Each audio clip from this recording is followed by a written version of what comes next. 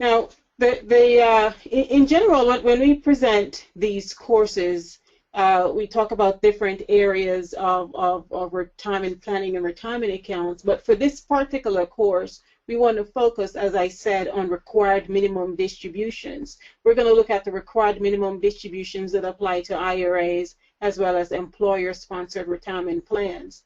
An important part of that is how RMDs are calculated, because I find that even though the formula at first glance appears to be pretty simple, it's not the case, because there are certain things that has to be done to make adjustments to the calculation to make sure they're in fact correct. These don't always apply, but it's important to know that they could, so that if you're working with a client, you can at least ask the questions to determine whether or not your client needs to make adjustment to his or her RMD calculation.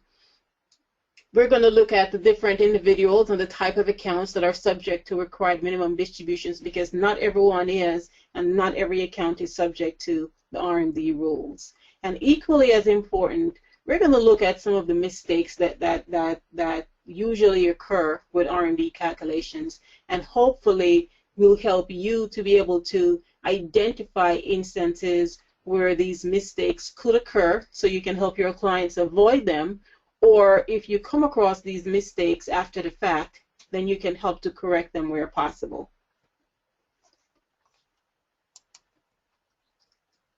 Part 1, we're going to look at rules. Part 2, we'll look at the regulations. And of course, another important section is who's responsible for doing all these RMD calculations and all the other operational aspects of the RMD calculation, because that in itself is a big question. Is the client responsible? Is the IRA custodian? Or is the financial advisor responsible? And in some cases, if the responsible party does not perform the operational requirement that applies to him or her or the entity, then that responsible party could be subject to penalties.